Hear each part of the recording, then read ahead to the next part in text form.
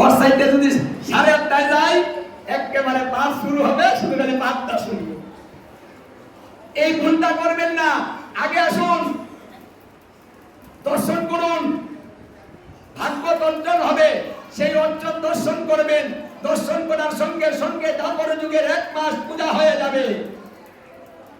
এখানে আরতি হবে, সন্ধ্যা আরতি হয়, সে আরতি দর্শন করবেন। আপনার দ্বাপর যুগের 1 মাস পূজা হবে। পূজা করলে যে লাভ, পূজা দর্শন করলেও সেই লাভ। তাহলে আগে আসা ভালো না? কি এখন থেকে আগে আসবেন, দর্শন করুন। হে সনত কুমার, আরো আছে, যেখানে গীতা ভাগবত একবার অর্জন হবে, সেইখানে যদি শত শত অশ্বমেধ যজ্ঞ করা হয়, তাহলে গীতা ভাগবত একবারের সমান হবে না। এখন আরেকটা লাভ, মানে এই অর্জনটা যেখানে হবে সেটাই এত পবিত্র যে সেখানে শত শত অশ্বমেধ যজ্ঞ গীতা ভাগবতের একবারের সমান হবে না। এই জন্য প্রতিদিন গীতা ভাগবত অর্জন করতে হয়। বাড়িতেও করবেন, আর এখানেও আসবেন, অর্জন দর্শন করবেন।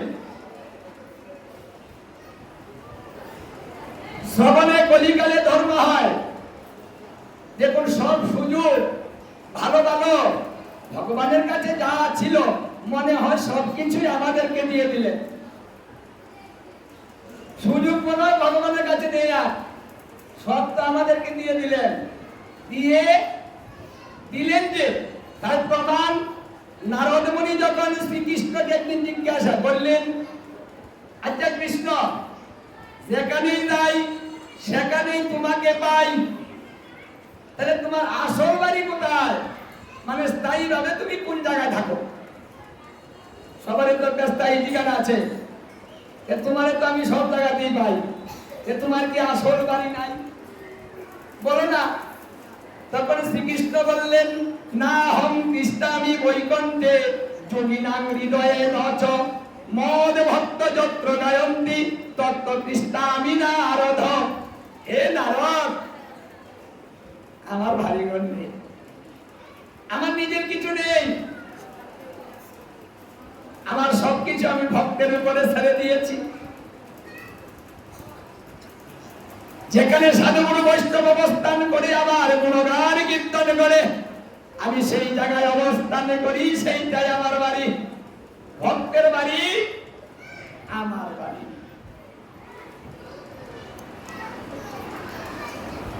আমার দায় দায়িত্ব আমি ভক্তের উপরে ছেড়ে দিয়েছি। ভক্ত দিলে সেবা করি, না হলে সেবা করতে পারি না। ভক্ত বলাইলে বলি, না হলে বলিতেও পারি না। ভক্ত চালাইলে চলি, না হলে চলিতেও পারি না। ভক্ত যদি ঘুম পাড়ায় তাহলে ঘুমাই, না হলে ঘুমাতেও পারি না। আমার সমস্ত দায় দায়িত্ব আমি ভক্তের উপরে ছেড়ে দিয়ে এবার আমি নিঃস্ব হয়ে গিয়েছি, আমার বলতে কিছু নাই। তাই তো আমি এবার কাঙাল নাম ধরেছি। আমার যখন কিছু নাই, তাহলে আমি কি হলাম? কাঙাল হয়ে গেলাম। আমি কাঙাল বড় ভালোবাসি, কাঙাল বড় ভালোবাসি। আমি কাঙালের গৃহে আসি, কাঙাল বড় ভালোবাসি। তাই তো আমি নিজে কাঙাল হয়ে গেছি। কাঙাল বড় ভালোবাসি, এবার আমি সমান সমান হয়ে গেলাম, সমান সমান হয়ে গেলাম। তুমিও কাঙ্গাল আর আমিও কাঙ্গাল, সমান সমান হয়ে গেলাম। আমার ভক্ত কাঙ্গাল, তাই আমি ভক্তের সমান হয়ে গেলাম। এবার কাঙালে কাঙালে ভালোবাসা হবে, বড় ছোট ভালোবাসা হয় না। আমি যদি ভগবান সেজে থাকি, উপরে বসে থাকি, আমার ভক্ত আমাকে পাবে না। এই জন্য তাদের ভালোবাসার মূল্য দিতে গোলক বৃন্দাবন পরিত্যাগ করে ভগবত তত্ত্ব ছেড়ে দিয়ে কাঙাল নাম ধরে আমি ভুলকে মনুষ্য করে জন্ম নিয়েছি। আমার ভক্তের সঙ্গে আমি যেন কোলাকুলি করিতে পারি, কাছ থেকে আমার ভক্তের ভালোবাসা গ্রহণ করতে পারি, আমি যেন ভক্তকে ভালোবাসতে পারি। সেটা দূর থেকে হয় না, তাই তো কাছে এলাম। মানে এত কাঙাল হয়েছেন তিনি যে নারদ আমার কিছু নেই, এবার সবকিছু ভক্তের উপরে। এবার ভক্তের কাজ কি? উনি তো দায়িত্ব দিলেন ভক্তের উপরে, এরপর ভক্তের কাজটা কি? যদি কেউ কারো উপরে দায়িত্ব দেয় তাহলে তার কি উচিত না সেই দায়িত্বটা পালন করার জন্য? যেহেতু তিনি এমন ভাবে বলেছেন যে ভক্ত চালাইলে চলি, ভক্ত যখন আহার করে আমি দৃষ্টি দিয়ে তাহা গ্রহণ করি, কিন্তু ভক্তের জিহ্বার দ্বারাতে আমি আস্বাদন করি। ভক্ত যদি গ্রহণ করে বলে খুব স্বাদ হয়েছে, তাহলে বুঝতে হবে যে ভগবান গ্রহণ করেছে। নিমন্ত্রণ যখন করেন কাকে করেন? বৈষ্ণব সেবা যখন দিবেন কাকে দিবেন? নিমন্ত্রণটা কার উদ্দেশ্যে হয়? বৈষ্ণবকে বলেন, গুরুদেবকে বলেন আমাদের এখানে একটু ভোগরাগ করে একটু প্রসাদ গ্রহণ করবেন, বলেন না? এইটা বলার সঙ্গে সঙ্গে আমার গোবিন্দর নিমন্ত্রণ হয়ে যায়, আলাদা কোনো নিমন্ত্রণের প্রয়োজন হয় না। কারণ যেখানে ভক্ত যায় সেখানে আমিও যাই, ভক্ত যেখানে থাকবে আমিও সেখানে থাকবো, ভক্ত যেখানে সেবা করবে আমিও সেখানে সেবা করব। তাহলে আমি ভক্তাধীন, আমি অধীন, আমার স্বাধীনতা নেই। আমার স্বাধীনতা আমি ছেড়ে দিয়েছি ভক্তের উপরে। তাহলে কত বিশ্বাস গোবিন্দ আমাদের করেন যে নিজের সমস্ত কিছু আমাদের উপরে ছেড়ে দিলেন, আর আমরা সেই বিশ্বাসের সঙ্গে বিশ্বাসঘাতকতা করছি। ভজন করিবার পরে আসিলাম এই ভবে, নিচে মায়ায় বন্দী হয়ে বৃক্ষ সম হইলেন। ভজন করার জন্যই তো এসেছি, কথাটাও দিয়েছি। আমরা যখন মাতৃগর্ভে ছিলাম, সপ্তম মাসে যখন আমাদের চক্ষু দান হয়েছে, তখন আমরা একবার শ্রীকৃষ্ণকে দর্শন করেছিলাম। কৃষ্ণকে দর্শন করে আমরা বলেছিলাম, হে গোবিন্দ তুমি আমাদের এখান থেকে মুক্ত করে দাও, এই অন্ধকার ভালো লাগে না, এখানে থাকতে পারছি না, এখান থেকে আমাকে বাইরে নিয়ে যাও। দেখেন আমরা কত বড় বেঈমান। আমরা প্রথম বেঈমানিটা কার সঙ্গে করি? প্রথম মিথ্যা কথাটা কার সঙ্গে বলি? আমার গোবিন্দ বলেছিলেন আমি তোকে এখান থেকে মুক্ত করতে পারি, কিন্তু কিছু শর্তের বিনিময়ে। আমরা এত বেঈমান, বিপদে পড়লে তুমি আসো উদ্ধার করো, বিপদ যখন চলে যায় তখন তার কথা ভুলে যাই। মানুষ বলায় পটু, কাজে কম, আর নিজে হয় নিজের জম। মানুষ তো নিজেই নিজের জম হয়, দুঃখের কারণ নিজেই হয়ে যায়। অথচ দোষাদোষিটা আমার গোবিন্দকেই করে। মরার ভগবান তুমি চোখে দেখো না? ও মরার ভগবান, অন্ধ ভগবান, এক চোখে ভগবান। আমি মঙ্গল আরতি করি, সেবা পূজা করি, প্রতিদিন মুখ দেই, আমার ঘরে এত জ্বালা যন্ত্রণা কেন দেও? ওই ঘরের দিদি কিচ্ছু করে না, ওর তো কোনো জ্বালা নাই। আমাকে আরো বলে তুই তো পূজা করস, কি পাইছস বলে? দেখ আমি কিচ্ছু করি না, আমি কত ভালো। হ্যাঁ, এই কষ্টে পড়ে না, তখন আবার গোবিন্দকে ইচ্ছা মতো গালাগালি করি। এটা আমাদের স্বভাব, নিজের দোষ অন্যের গালে চাপিয়ে দে,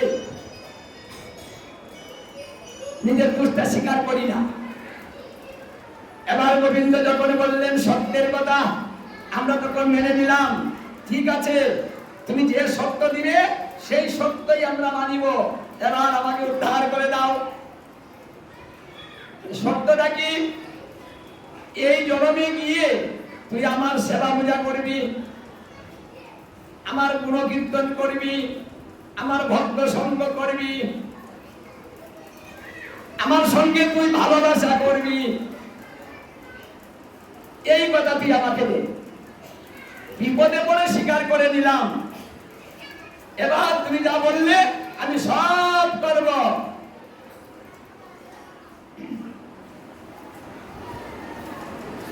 তোমার কথার অবাধ্যই হব না, আমাকে বিপদ থেকে মুক্ত করে দাও। তখন গোবিন্দ কথা দিলেন, ঠিক আছে, তুই যখন তোর কথা রাখবি, আমি একটা কথা দিলাম, যদি তুই আমার সঙ্গে ভালোবাসা করস, তোর ভরণ পোষণের সমস্ত দায় দায়িত্ব আমি গ্রহণ করিব, তোর চিন্তা করতে হবে না। দেখেন, গোবিন্দ কিন্তু কম কথা দেননি, তিনিও কথা দিয়েছেন যে আমাদের ভরণ পোষণের সমস্ত দায় দায়িত্ব তিনি করবেন। যদি আমরা কথা রাখি, তাহলে তিনি তার কথা রাখবেন। তাহলে ভুলটা কোথায়? ভুলটা তো এই জায়গায়, আমরা আমাদের কথা রাখি না, বেঈমানি করছি। কৃষ্ণ বলি যে জীব অনাদি বহির্মুখ, মায়া তারে এই সংসারে দেয় নানান ধূপ।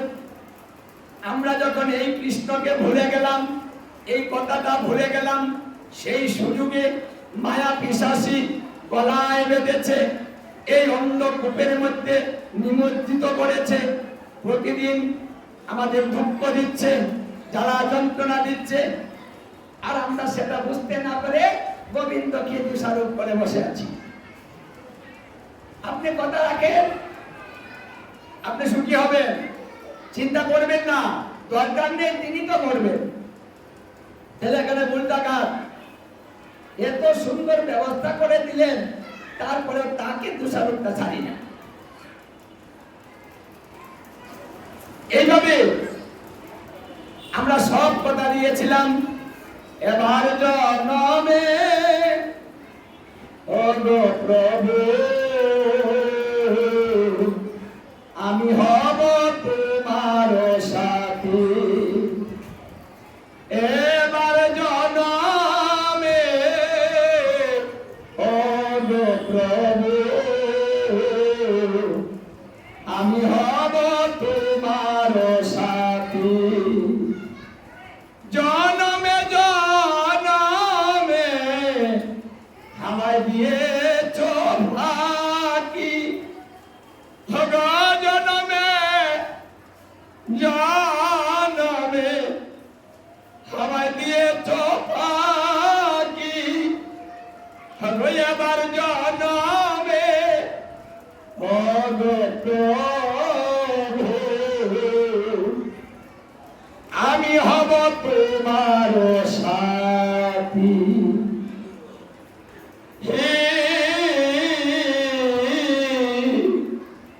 আমি হব তোমার সাথী। বহু জনম আমার অতিক্রম হয়েছে প্রভু, আমি তোমাকে ধরার সুযোগ পাইনি।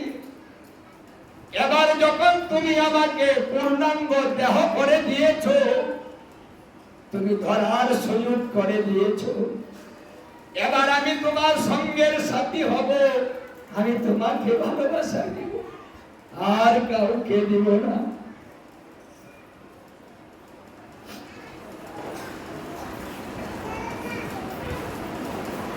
যদি এইভাবে ভক্ত দুপোটা নয়নের জল আমার গোবিন্দের নামে নিবেদন করিতে পারে, সেই ভক্তের কাছে আমার গোবিন্দ জনমের মতো বিক্রি হয়ে সেই ভক্তের দাস হয়ে যায়। বলছে আমি আমার থাকি না রে, আমি সেই ভক্তের হয়ে যাই রে। বলে আমি আমার থাকি না রে, আমি সেই ভক্তের হয়ে যাই রে। হরে আমি আমার থাকি না রে। আমার গোবিন্দ বলছেন, যখন ভক্ত ভালোবেসে আমাকে নয়নের জল দেয়, আমি তা সহ্য করতে পারি না। আমি সব সবকিছু সহ্য করতে পারি। আমাকে যদি কেউ আঘাত করে আমার কিছু মনে হয় না, আমি সহ্য করতে পারি। যদি আমাকে কেউ গালাগালি করে সেটাও সহ্য করতে পারি। আমার যে কোনো প্রকার দোষাদোষী করুক সমস্ত কিছু সহ্য করতে পারি, কিন্তু আমি আমার ভক্তের নয়নের জল কখনো সহ্য করতে পারি না।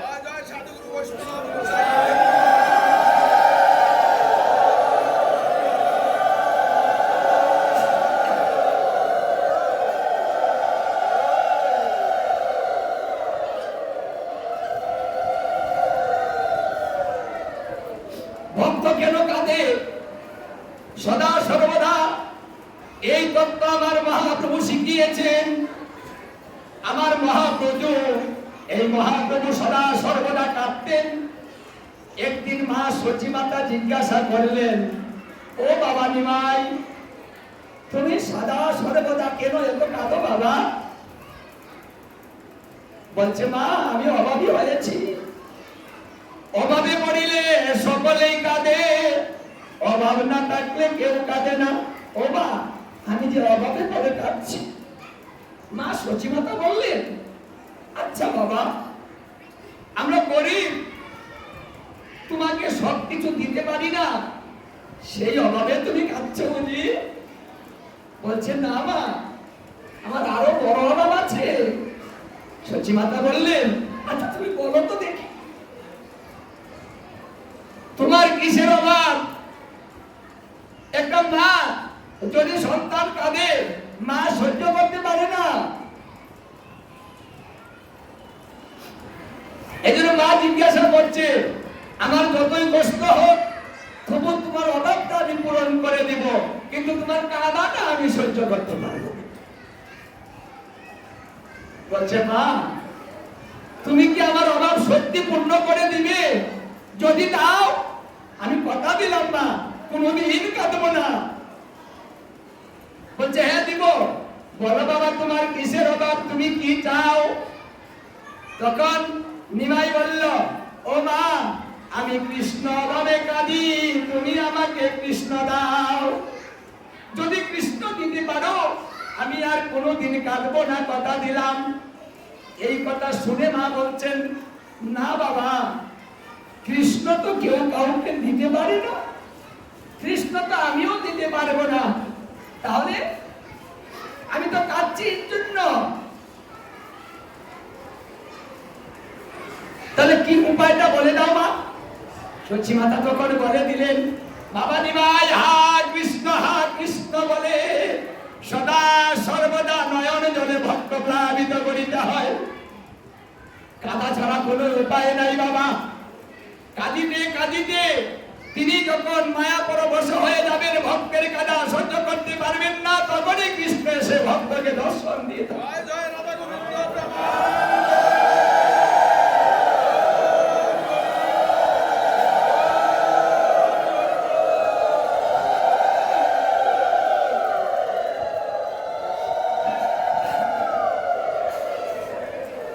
আর কি করতে হবে? বলছে, নাও নাও ভক্তে